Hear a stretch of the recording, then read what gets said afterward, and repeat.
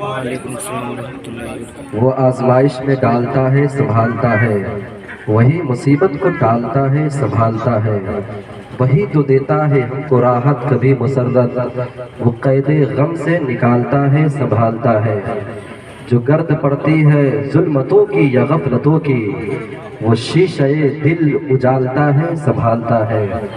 شریک اس کا نہیں ہے کوئی نہیں ہے کوئی،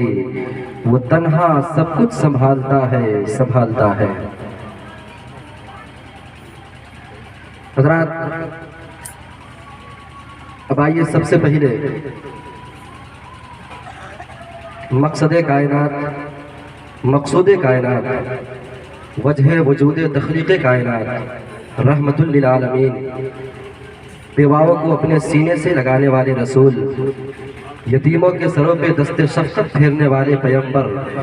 غم کی ہچکیاں لینے والے انسانوں کو ساحل مراد تک پہنچانے والے رسول کی بارگاہ میں عقیدت و محبت کے ساتھ، اس خیال کے ساتھ میرے آقا فرماتے ہیں جب کوئی شخص رسمی طور پر میری بارگاہ میں درود شریف پڑھتے ہیں تو اس رسمی طور پر پڑھے ہوئے درود شریف کو فرشتے میری بارگاہ میں پیش کرتے ہیں۔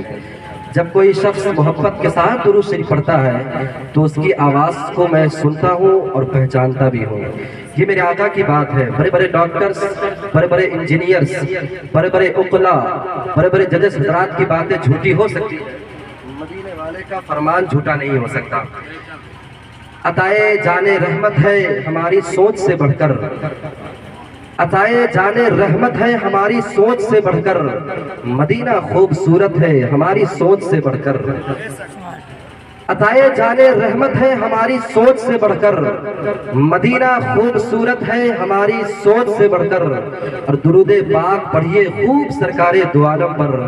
یقیناً اس میں برکت ہے ہماری سوچ سے بڑھ کر۔ آئیے سب لوگ بارگاہ رسول اکرم صلی اللہ تعالیٰ علیہ وسلم میں درود شریف کا خراج تحسین پیش کریں۔ پڑھے بآواز بلند، اللہم صلی علی سیدنا شفیعنا مولانا محمد بارک وسلم، طب القلوب ودوائها وعافیت الابدان وشفائها ونور الابصار وضیائها وبارک وسلم، صلو علیہ صلاۃ و سلام علیک یا رسول اللہ صلی اللہ تعالیٰ علیہ وسلم، مولا صلی وسلم دائما ابدا علی حبیبک خیر الخلق کلہم۔